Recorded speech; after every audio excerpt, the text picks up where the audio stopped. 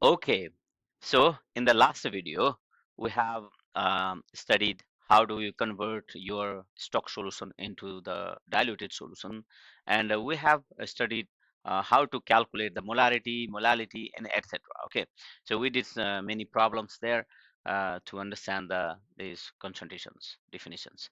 Now, in this video, we will study some other property of the water. So, the water is a universal solvent. So water is the essential part of the proteins in our body also. If you think about every part of our body is made up of proteins. In the metabolisms, we have lots of enzymes, lots of proteins in our body. They all have the waters.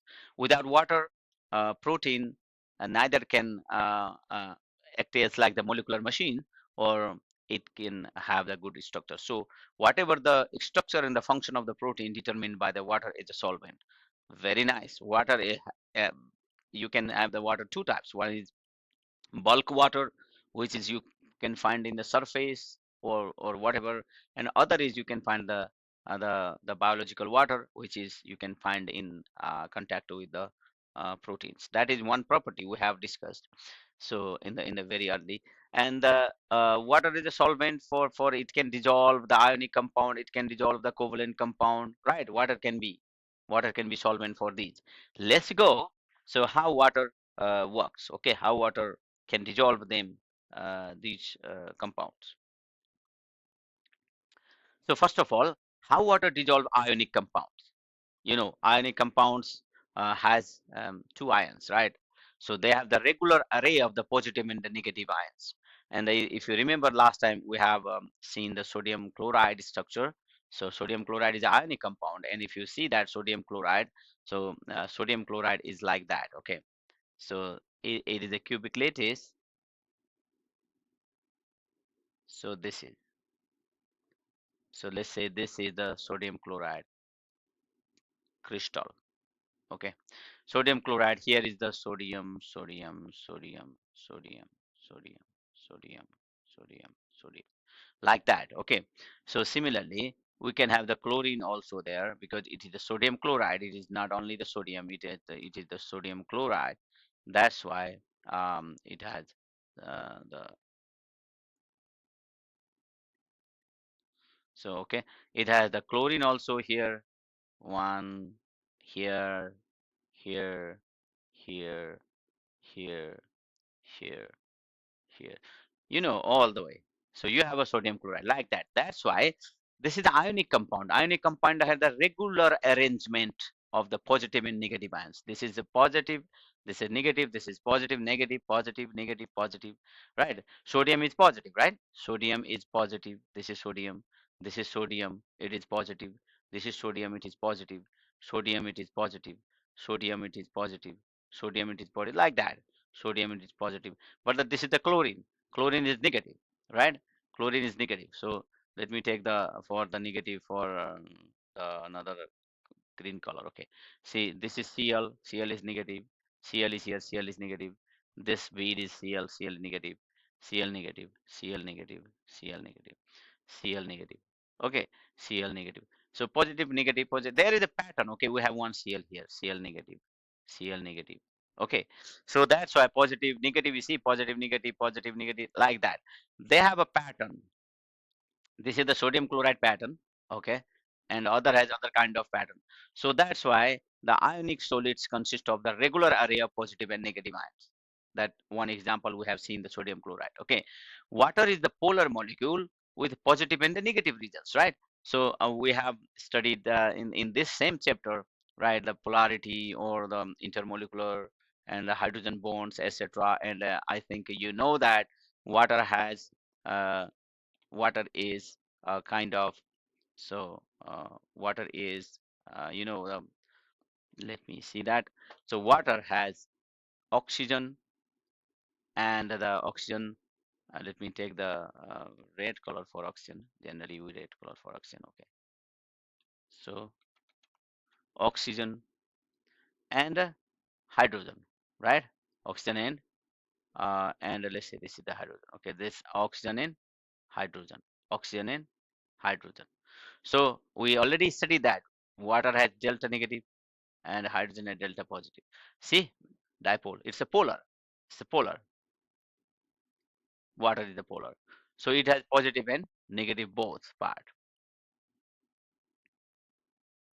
right? So water has also positive and negative. So the negative ion attracts the positive regions of water and the positive ion attracts the negative regions of water. When you dissolve in the water, for example, sodium chloride is ionic solid. When you dissolve in the water, then the ionic compound has the positive and the chlorine negative, right? When you when you contact the ionic solid and the water, then what happens is this sodium attracted toward this, chlorine attracted toward this, and both get separated, both can dissolve. So what is happening now? We have studied last time. So water can sit down as a hydration layer. Water can make the hydration layer, right? This is sodium plus, and it is surrounded by 1, 2, 3, 4. So let's see. So surrounded by, so it is surrounded by water molecule. Okay, how many water molecules? 6. H2O. This is H2O. Another H2O. H2O. Another H2O. H2O. H2O. Okay, so H2O. So it is surrounded by 6 water molecules, so that it makes one hydration layer. So this happens for the ionic solids. Okay, so that's why, so that this happens for the ionic solids.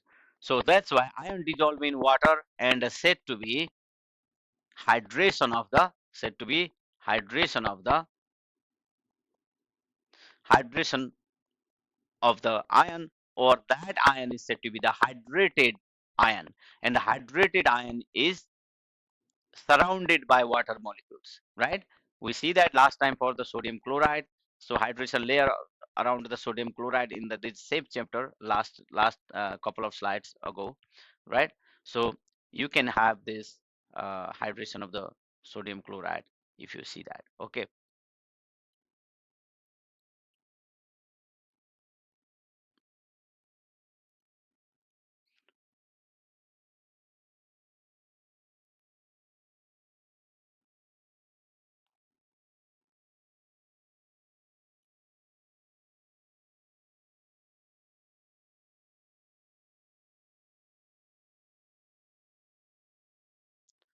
So that's why.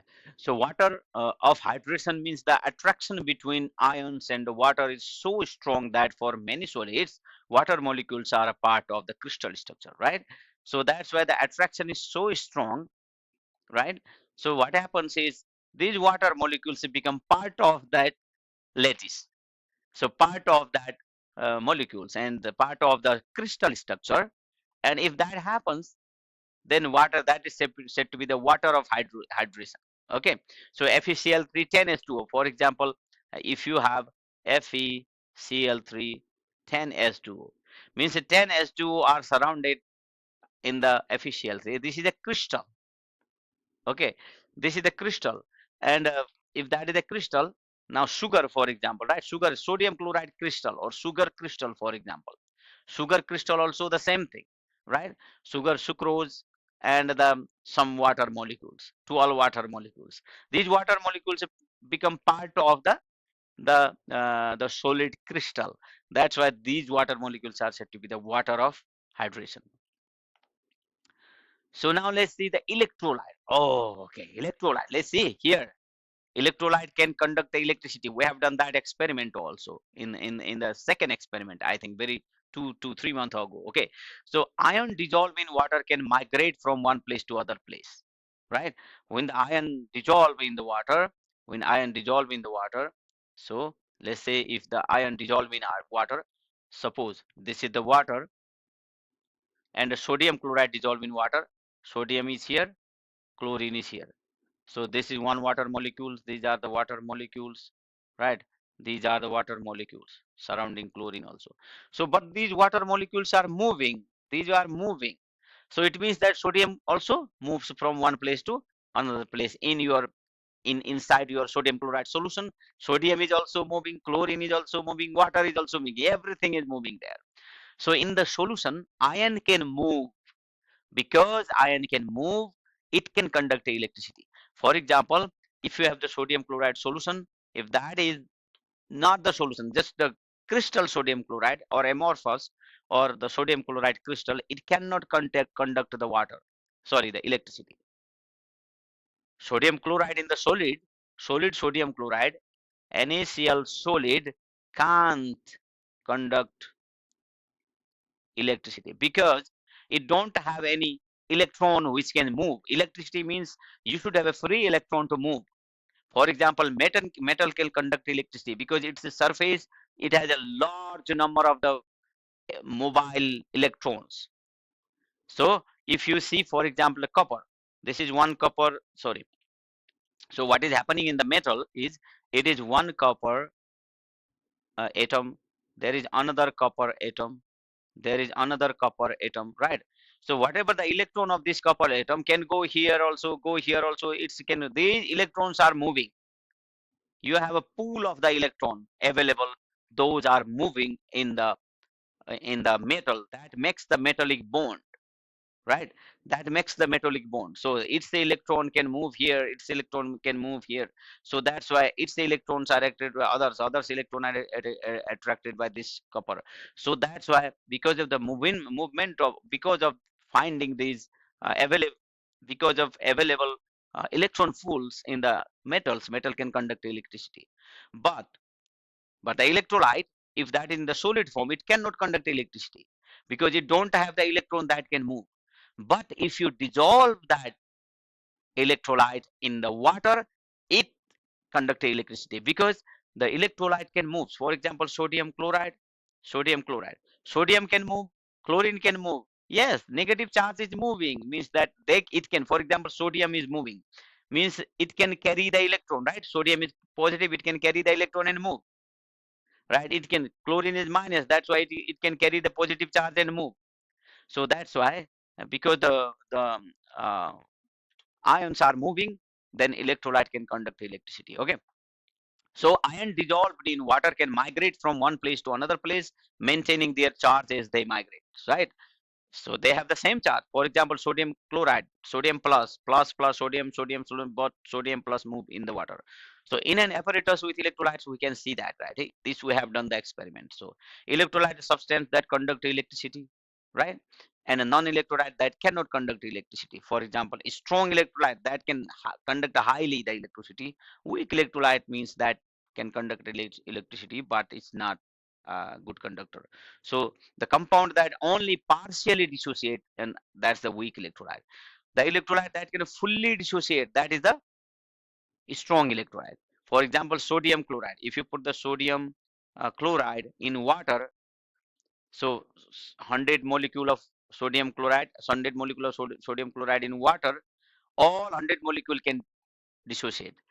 So this is one sodium chloride, this is other sodium chloride, let's say sodium and chlorine, this is other sodium chlorine, this is other sodium. If this is the strong electrolyte, all of them dissociate. This is dissociate, this dissociate, this dissociate, this dissociate. So how many positive? That times the number of molecules positive can be found in inside your solution, right? For example, you have 100 NaCl and it dissociate in water. Then if you count in the water also, you have the 100 Na plus and 100 chlorine minus. That the strong electrolyte. Okay. So and similarly, for example, if another is, for example, sodium nitrate, suppose that, okay, and that also you can find out 100%. So sodium hydroxide, for example, you can find 100% dissociation. So these are strong electrolyte, but that cannot dissociate fully, only partially dissociate. They are said to be the weak electrolytes. So now let's discuss further the water is the solvent. Okay, see, look at that here. Hydrogen bonding, how it makes the hydrogen bonding, right? We have already discussed that. So methanol in water, we have discussed already that. Okay, guys, sodium surrounded by water, chlorine surrounded by water. This is the sodium chloride. When you dissolve everything, we have already dissociated. So how water dissolve the covalent compound? The ionic compound dissociates, right? Sodium chloride, sodium and chlorine both dissociates and both are moving in water. That's the ionic compound. But the covalent compound, whatever, how the covalent compound dissolve. In a few cases, covalent compound dissolve in water because they react with water. For example, hydrochloric acid dissolve in water, react in following way. Hydrochloric acid plus water gives you chlorine minus plus hydronium ion. And that's why if you put the hydrochloric acid in water, you cannot find hydrochloric acid more. You will find chlorine minus ion and the hydronium ions. It makes the hydronium ion, means one of the part of that the covalent compound combined with water, not the surrounded. It's combined with the water. In the ionic compound, this is surrounded. Ionic compound, it don't react with water, but the covalent guys can react with water. Okay, so let me further elaborate. So if you add sodium chloride, now let me take this bigger. Okay, if you add sodium chloride in water, what happens is Na plus surrounded by water, H2O, H2O, H2O, H2O, H2O, 1 2 3 4 5 6 H2O. So this happens, but sodium is not reacting with them. It is always sodium plus, right? So sodium plus is sodium plus. It's not reacting. It's just attracting the water toward itself. That the happening for the ionic compound, because sodium chloride is ionic and it can conduct the electricity. So, but in case of the covalent compound, the story is different. Now let's say HCl. HCl plus water. What happens is H has H plus and Cl minus, right? HCl has H plus and Cl because it is electrolyte, H plus and Cl minus. What happens is this H plus react with H2O and H plus react with H2O and makes H3O plus. So that's why you can, if you dissolve HCl in water, HCl in water, then you can find there H3O plus and Cl minus. But you don't find H plus and Cl minus. It's like the sodium chloride. In the sodium chloride, Na plus and Cl minus, if you dissolve that ionic compound. But the covalent compound, no, you will not find H plus. You will find what? H3O plus and chlorine minus. That happens for the ionic and the ionic and covalent. So, so see that here, methanol also, that makes the hydrogen bond with water, we have studied last time. So that is okay. So covalent compound can do like that. So and other covalent compounds, for example, these methanol, that is also covalent compound, right? That makes the hydrogen bond with water. So it can work both ways. Some covalent compound react with water. If they react with water, they will make such different compound, including the water. If they don't react with water, they make the hydrogen bond. Okay, they dissolve in water like that. For example, methanol. If methanol don't react with water, right? Methanol, CS3 OH, for example, CS3OH. So let's say methanol, CS3OH. This is right. This is also a covalent compound, but so what happens? It don't react with water. Instead of reacting with water, it makes the hydrogen bond. So how something can be dissolved in water? Ionic dissociates. Ionic dissociates means, for example, Na plus NaCl, it dissociates into Na plus and Cl minus, and Na plus attract water, Cl minus attract water, and surrounded by water. That's the ion. Covalent can do two things. One, it can attract water with hydrogen bond, or any other method also. Ion dipole, for example, in case of the soap. Okay, that also hydrogen bond. Other is react with water. So it can react with water. For example, acid, H2SO4, react with water. HCl react with water. If HCl react with water, it forms what? H3O plus and Cl minus. If the water react with H2SO4, then the reaction between H2SO4 and water, it will become H3O plus and HSO4 minus. This HSO4 minus also react finally it gives you H3O plus plus SO4 2 minus. So H2SO4 is diprotic. If you remember that this is a diprotic molecule, that's why HCl covalent compound makes you what? Plus H2O, it makes you what? H3O plus plus Cl minus. Done. But the H2SO4 plus water dissolve two step. One step it gives you H3O plus and HSO4 minus. And if you have a further, because the water is abundant, water is the solution or solvent, right? Solvent is abundant. That's why in the further step, this S3O plus or this HSO4 minus also react with water, and that will give you also S3O plus plus SO4 2 minus. And now this is the complete process of the um, solution, right? But if the compound cannot dissociate, for example CH3OH, it cannot react with water, but it can make the hydrogen bond with water, right? That's why covalent compound have two method. Covalent compound get dissolved in water by two method. One is by, right, some intermolecular force, for example H bond, that is one method. Other method is reaction without harming the water, without destroying the water. It reacts with water and forms different compound.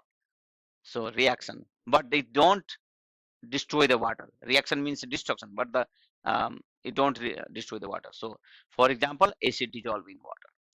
So that is right. How water dissolve ionic compound, we have said that. Okay, we have already discussed that. So this is how water works as a solvent, how water behave as a solvent.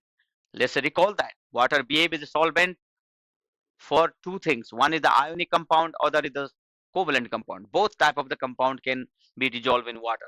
So ionic compound, how it dissolve in water? Ionic compound, when you put that in water, it get dissociates and surrounded water surrounds these both ionic part, right? Because water has two, plus also minus also. Water has hydrogen is delta positive, oxygen is delta negative. That's why ionic compound has two part, plus part and negative part. Plus part also will be surrounded by water, minus part also will be surrounded by water. That's why water can dissolve the ionic compounds. And how the water can dissolve in the covalent compound? So water has two methods to dissolve the covalent compound. If it is uh, some covalent compound can react with water, in that time it by the reaction, right? But the reaction doesn't harm the water. And the other way is making the hydrogen bond by the intermolecular forces. So these are the water. Okay, now let's go colloids. Okay, this is not the solution. So in true solution, the maximum diameter of the solute particle is 1 nanometer. Solution is about, so solution, what is the colloids and what is the suspension, we will see that here in the chart. Okay, so now let's see that here. Okay,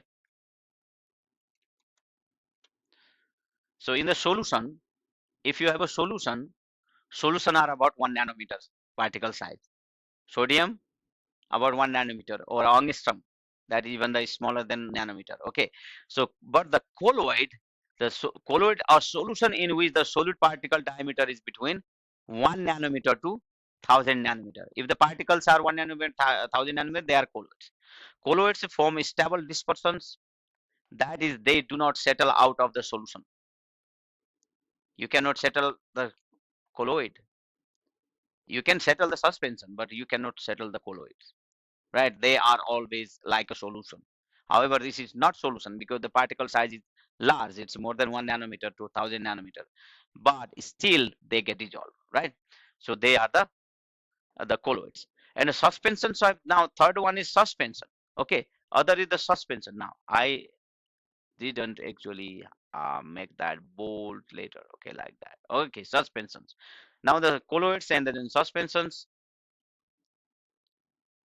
Let's make the, yeah, this color, right? Now other is the suspension. Suspension have the particle with the diameter larger than 1000 nanometer. That's why it can be settled down. But colloid cannot be, and but the suspension can be. Its particle size is 1000 nanometer. Okay. So types of colloids. Let's see that gas in gas. You cannot find the colloid gas. mixture. No, you cannot follow it. Okay. Gas in liquid, yes. Whipped whipped cream, right? Cream has gas trapped in the liquid. That is the colloid. Gas in the solid, for example, marshmallows. That's one example. Marshmallow is the gas in the solid. Gas solid colloid is a marshmallow. Marshmallow is also colloid. Why the creams are also colloid? Cream is gas in the liquid. Marshmallow is gas in the solid. Liquid in gas. Clouds, for example. That's also a colloid. That is the liquid in the gas. Air is the gas, water is the liquid. Okay. So liquid in liquid, milk. For example, milk is also a colloid. You cannot separate the milk particle easily, right, guys? Okay. Is it a colloid? Okay. That's the liquid in liquid. Liquid in solid also. For example, cheese, butter, that's the liquid in solid. Solid in gas, smoke, for example. Carbon particles, that is smoke. Can you separate the smoke? No, it dissolves, right? It's the colloid. Solid in liquid, jelly, for example, right? Solid in the liquid. Liquid is water. Solid is sugar. Sugar water. That's you make the jelly. Okay. The solid in solid, for example, dried paint. Dried paint. You have a paint and you make this dry. That's the solid in solid colloid. That's not the mixture. Color and oil. That's not the mixture, right? So, so solid in the solid is dried paint, dry paint. Okay, that is the solid. So these are the different types of the colloids. So colloid can be any liquid, liquid in liquid, solid in liquid, liquid in solids, gas in solid, gas in liquid. All of these are possible, but the gas in gas is not. Okay, there is no gas in gas colloid. Gas in gas mixture. You can have the mixture. That's the solution. You can have the solution of gas and gas, but you cannot have the solution. You cannot have the colloids of gas and gas. If I ask you, right, right, which of the following is colloid possible? Gas and gas. No, colloid cannot form. But the solution, yes, gas and gas. This air is the gas and gas solution, but you cannot have the colloid. So that is okay. Now after that, Tyndall effect. Colloids have the Tyndall effect. Okay, guys. So a phenomena in which light passing through a colloid is scattered. That is the Tyndall effect. If you pass the light through the colloid, it gets scattered because of the larger size, right? You have the larger in the size, so particle solute, the particles are larger. Solute particles are larger. That's why light is scattered. That is said to be the Tyndall effect. Other is the Brownian motion also. However, the solution size also Brownian motion. Colloids also in random motion of colloid size particles. Okay, the example of Brownian motion are the motion of the dust particle in air. So you see, dust particles are moving. It is the colloid, but it has a Brownian motion.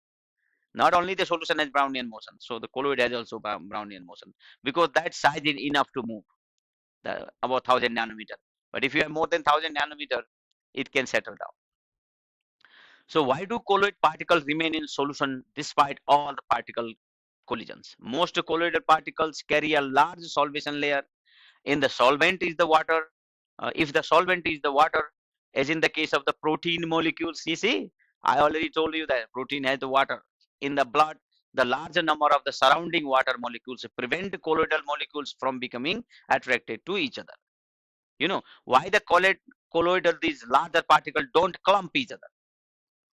You know, these are the similar molecules, similar like attract like, right? These colloidal particles, solute particles should clump together, but it never clump because one solute particle and other solute particle, there is a large amount of very big thick layer of the water, and that's why they cannot penetrate that thick layer of the water.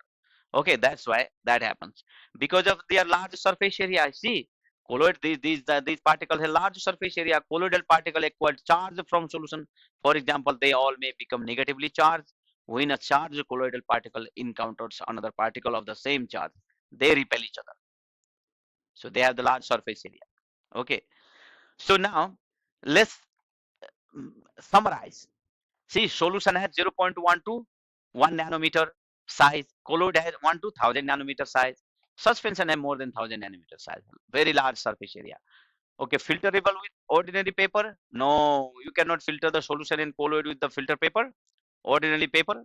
But you can filter the suspension because that must your filter paper has you can stop the filter paper if the particle size is more than 1000, but you cannot use the ordinary paper. You need a very designed, well designed paper to filter the colloid. Okay, So the colloid particles cannot be filtered, but suspension can be filtered. Okay, homogeneous. So solution is yes, it is homogeneous. Colloid, yes, but it is in the borderline. See, if 1 to 900 nanometer, yes, it is a homogeneous. If 5 nanometer, yes, but if it is 99.999.99, that is still the colloid, but it is in the borderline. Okay, so suspension, no, suspension is not homogeneous. Like sand mixed in water, mud mixed in water.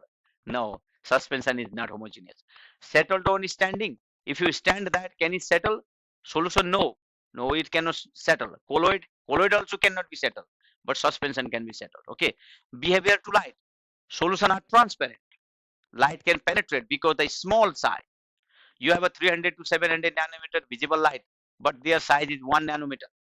So light can pass through because the wavelength is larger than the particle size, then the light cannot be scattered. Okay, the scattering, you need the wavelength of the light should be smaller than the particle size. Particle size should overcome. That means the larger than the wavelength. So the visible light has 300, 500. I don't know how much, right? So the is that's the it is a transparent solution is transparent. It is the particle size is small, and the wavelength is larger. That's why it passed through. So behavior transparent, but colloids a Tyndall effect. It's not the transparent, but it has a Tyndall effect. Okay, means the light can scatter because of the 1000th nanometer. You know, it can block, it can scatter. So suspension, they are opaque because they have the very large particle size. They are opaque. So these are the property of these three things. Okay, so now this is all we finished the chapter 6, and the next video we will discuss about chapter 7. Thank you so much for right now. See you next time. Bye bye.